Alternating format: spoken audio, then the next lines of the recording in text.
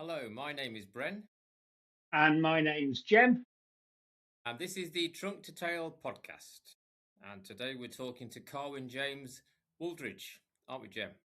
We are. And I was introduced to Carwyn James. It's a famous Welsh rugby player. You're not the famous one, but I was introduced to No, you. Well, maybe you are the famous one. Maybe but you're the famous he's one. he's the only coach that has coached the British Lions to beat New Zealand. Carwyn Well, Wow, James. I there's didn't know that. Carwyn James. Well, there we go. So Clonless, that's one. he coached Clonless, and Clonless beat them the same year, but he never coached Wales. Interesting. So Yes. with that, I'll keep that in mind for the next trivia quiz that I go. So I've got to store all these things. I was introduced to James by the people at marshalling CTE because there's a sort of quite solid group of people, isn't there, Carwyn, who are looking after each other, as I Yes, it understand. is.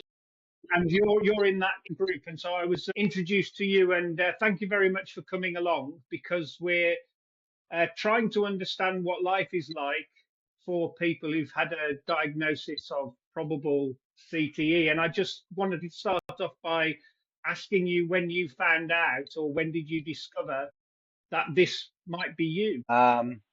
I was having signals for it, and I got asked by the solicitor um, to go down to see the neurologist. I went down and done some tests, and he told me straight, there's a possibility that you might not be, if you're trying to pull the wool on my eyes, I'll realize straight away. And I'd done all the stuff that he asked, and he said, I can see that you've definitely got all the signs for it, and I can see that you've got bad brain damage. He explained everything, and he could see it. Right. So what did he screen exactly? So you had brain scans and things like that. I've had brain scans before, but it was all questions. He was checking stuff on my memory and things on my picture memory, and he could see that I've got problems with my verbal memory. My picture memory's okay. I explained some stuff to him about what's happened in the past and the issues that I've had, and he could see it a mile out. Right. So, what sort of symptoms did you have, Carwyn, that made you go and see the neurologist? Short fuse on things, headaches a lot. Memory, the verbal memory is bad anyway because I've had part of my verbal temple taken out due to a scar on my brain that was from rugby. Um, but then there was other things as well about, like I said, short fuse with things, and even everyday words, I start having problems with as well. I could be talking about something and I'll totally forget a word, and then hour, 2 hours later, I remember what the word is. And that's one of the signs for it. Yeah, back to that thing about the short fuse. I mean, so was there anything that would be particular that would sort of trigger the shortness of fuse, or was it just anything? Anything. It's like I could have put something down. I'm bad for it. I put something down.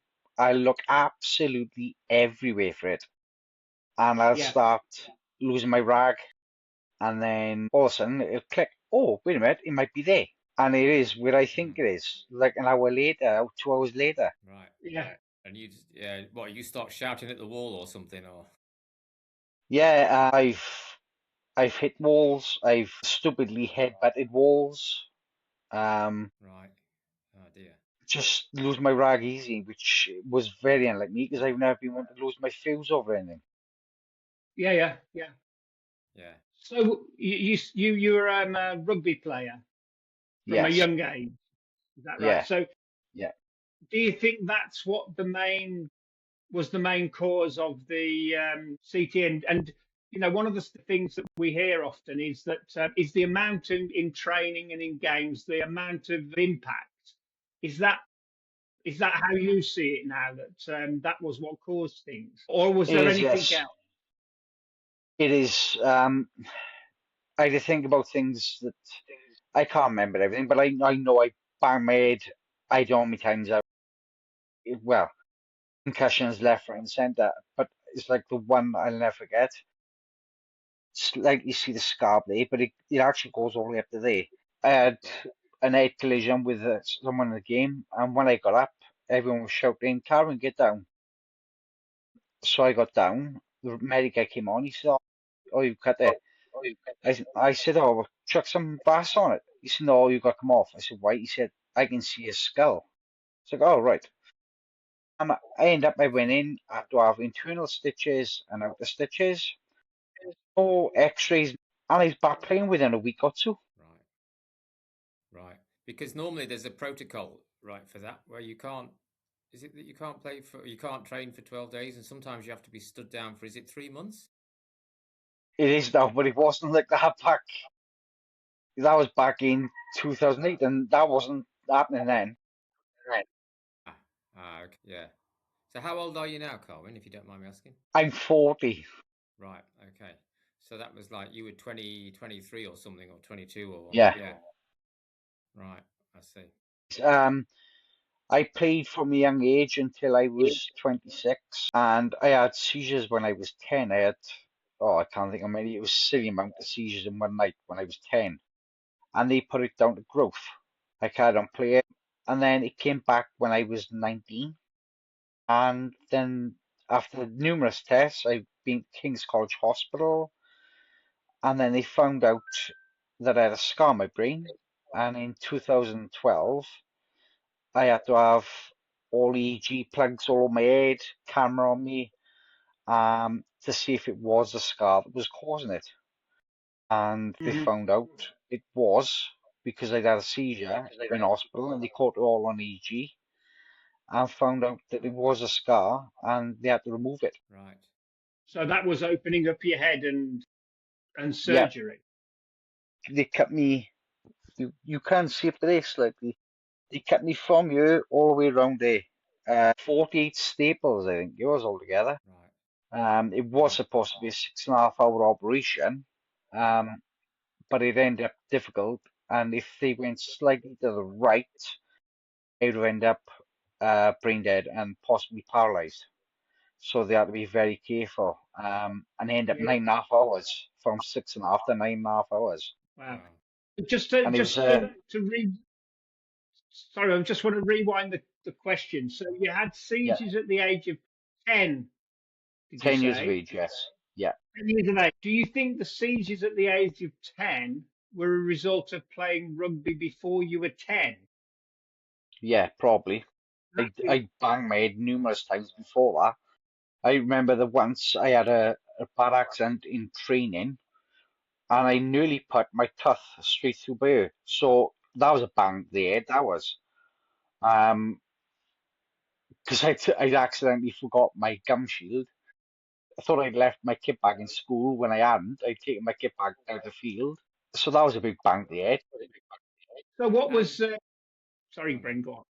no, I was going to say, Carwyn, so I mean, the thing that comes to mind, because you were only 10 and you had seizures, is that maybe, you were going to be diagnosed with epilepsy, but that didn't happen. No, they told me that it was down to the size of my body. They said it growth, like a growth thing. That's what they reckoned it was. Because they So is said there that any, you, they said you're fit and you're well toned now for your age. We think that this is growth. so I just wonder if that's a message a lot of people are getting, like, there becomes sort of folklore about certain things, and then somehow they absorb this thing which has got no basis in anything, but they decide, okay, this must be the explanation because we can't think of another one, but we've got to tell them something. I've never heard that before, so it'd be interesting to go and find out if it's there's proper medical evidence for interpreting seizures as a result of growth. But Yeah. I just want to ask a little bit more about what sort of coaching you were getting when you were 10 at that point. Were the in your training, were they encouraging you to go into impact hard? And would you say that's normal, or were you just mad as a kid? I was quite lucky in school because even though my father wasn't a teacher, he coached my junior school because he had to retire from rugby due to his knee was gone, his cartilage and his ligament snapping off. He ended up going to coaching. He started coaching my school. Now, Right. my father, he's worked at WRU. He's coached numerous British Lions and Welsh rugby players. He took the likes of Dar Young on his coaching course even, and doing Peel one-on-one sessions. But then he had the thing of no contact in training. It was on bags. It was always on bags, and then pads. Then for like balls or whatever, he had it all set properly. Whereas in clubs, districts, they didn't care. It was tackling. Right. So it was, by the time you train for school, you train for club, you train for district, you train in how many days a week, plus, 2 or 3 matches. It's like my father's been on about a few years. He said if you play for a district on a Saturday, you should not be able to play for your club on a Sunday, which Yeah. you shouldn't have. But it's coming to boiling now about that should be done as well. You shouldn't be able to play for the club on a Sunday if you're playing for the district on a Saturday as a youngster. So how old were you when you had your first concussion, do you think? I was about 8, 9 years of age. Really? Yeah. Gosh. So presumably now, a lot of this, a lot of the changes that have been made for kids who are playing rugby, you're what's the word? There must be some relief that at least they seem to be paying attention to this idea that okay, only touch rugby up to a certain certain age, and all these things that you think things have changed for the better to some extent. Yes, they have. And I've seen it, was it this week or last week? And the first thing I said was, it's about time. They're bringing in a law now as well that you can only do tackle bags, contact bags in rugby. No tackling, or nothing where you're going to be throwing your body left, right, and centre and banging your heads. And like I said, I had that in clubs, but then when my father's coach my school, he wouldn't do any of that because he knew that you shouldn't be banging your head so much. But a lot of people don't think on that, and it's about time that law was brought in. Yeah. So how easy, Carwyn, have you found it to get support and help since you began to develop symptoms? My family's been good. My fiance has been marvelous. I met my fiance, Fiona. I met my fiance 2 years ago. She's helped so much. About 15 years, 7 times I've nearly committed suicide. And in the last 2 years, I am wanted to, but then a couple of months back, I think it's like December time, I was sat on the bed and she turned around and said, "Why do you say that?" I said, "What?" She said, "You just muttered, 'I wish I was dead.'" I said, "What?" She said, "You muttered, 'I wish I was dead.'" I said, "Whoa, wasn't expecting it at all." Didn't mean to say it, didn't think I'd said it. And I'd said it quietly and she realised. But Yeah. she's been very, very helpful and supportive. And like I said, my stress level's gone down a lot as well because I'm in a happy relationship. Yeah. Is that her there? Yeah. Pop her head in and say hello. No, Okay. I just 36-hour shift. She's just done a 36-hour shift in work. Know where you're coming from. Yeah, but And it's my amazing. family and her, she's helped so much. And this, like I said, my family, especially my father. My father's been there through everything for me. It was like when I found out about the brain operation in 2012. I end up. Here, I lived in the first floor flat. My father. Came onto the podcast. It's not worked. And the reception's not working. I'd had a seizure and walked out of the window. Could you move your head around, see if that helps? Well, maybe that's not a good idea, but You still there? Can you hear us? We seem to have lost you, Carwyn. Hello? We'll shut it down and come back. He's gone. He might just pop back in and then we can just edit What's that. going on there? Yeah, I think we can edit. Yeah, I think that's right. Yeah, it was because he. It's because. Well, from my side, his image was always behind his voice. Yeah, it was. It's always what I was seeing. Yeah. I mean, and a bit. coming through, but just not the best. No, and a bit tinny. Let me just text him. And you got 15 minutes. It will work again. He may not come on into this recording. I don't know. Let's just wait and see. Problems we have. Blimey, I mean, no, but who thinks the internet was a good idea? Here we Hello go. there, Carwyn. Hello. Back again. Welcome back. I think it was when Fiona came on. She added to the stress of the system. Or else she's got a magnetic personality and it disrupted the. Yeah. That's more like it. All right. Yeah. Okay, so you were just about to you were just mentioning your dad as well and how helpful he'd been.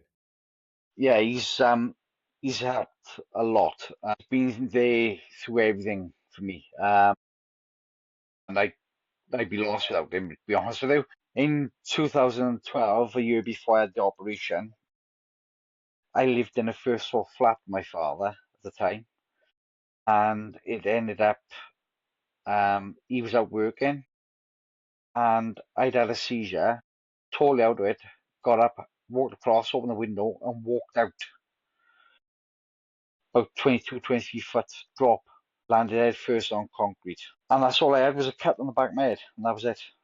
They told me that I'd be dead if I hadn't had a seizure, I'd be dead. The only thing that helped me and made me survive it was because my body was lame from having an epileptic fit. Yeah. So I was very lucky.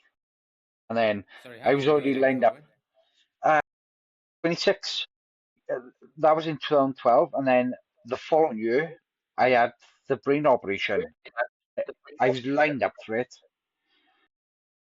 anyway, but after the window incident, the professor turned around and said, "Look, we got to get you in, otherwise you're going to end up dead." So do you think, and I should have asked this when we were having that other chat, but do you think the fact that you went out the window was you trying to kill yourself, or do you think you just didn't know where you were and it just happened to go out the window, or do you think it was a purposeful thing on your part at that point? No, it was just when I'd had a seizure. When you have a seizure, majority of the times, people after an epileptic fit, they totally out of it. They blanked out. Even though their eyes are open, they walk in, they're awake, they can just be out of it, which is what I was. It's just an accident in terms of you went out the window, yeah. Okay. I spent 3.5 weeks in hospital. First 3 days in intensive care. And when my father found out, as you can imagine, he was absolutely terrified. But they couldn't get an helicopter out, the ambulance. The distance they had travelled to the hospital, they got me there rather quickly. They were flat out in the ambulance, fair play. Yeah. So, when you've talked about the care of your family, Fiona, people around you. What about the NHS and other sorts of service? You said obviously the doctor said you've got to come in, we've got to do this. So that's some level of care. But how have you found interacting with the health service? How's that been? It took a bit too long for my liking to find out that it was the scar on my brain. It took way too long. And then to have the operation, and that was good. The professor that done the operation was quite good. He looked after me quite well. Ended up, I bought him, I think it was like a £200 bottle of whiskey to thank him for what he'd done. Nice. Well done. But they were good. They were good in areas, but then, like I said, it took too long for them to realise that I had a scar on my brain from banging my head, and that's what was causing it. So do you think that's because they very rarely see that sort of thing? So when you're talking about what's wrong, because I know other people have said, well, that what they do is they just treated me for depression, or they treated me for something else, because that's what they see a lot of. Is a scar on the brain really unusual in that sense? So they just wouldn't come up with that? Yes, they told me it's from where I've banged my head. That's what's caused the scar on my tissue, on the brain tissue, and that's why they had to remove it. Right. It was either remove it and possibly calm the epilepsy down or stop it or possibly paralyze me. But then I looked at reading as I'd rather go and have it done and possibly end up good and get back to do rugby, to do work, back to work and do things that I enjoy doing. Not be able to work. So I was going to ask you about that. So now that you've got CTE, what kind of work can you do? Are you still working? I am still working. I do house development work. Everything, plastering, fitting kitchens, stripping houses out, everything. Right. So that's not a problem. You haven't had to adapt in terms of what the work you do. Great. Yeah. And have you or are you trying to experience? Sorry, I can't think what it's called now. Oh, creatine at the moment. Creatine, right? And because they reckon that helps. Yeah, they reckon that helps a lot, but it works in both ways for me because I do the gym as well for fitness, and it's like I've viewed it left, right, and centre that one of the things to try and help with like CTE, etc., is do a gym because they reckon it helps. Yeah. And with the likes that I mentioned, that it's good to use a gym and do fitness. No, I don't like magic mushrooms. What about mushrooms? No.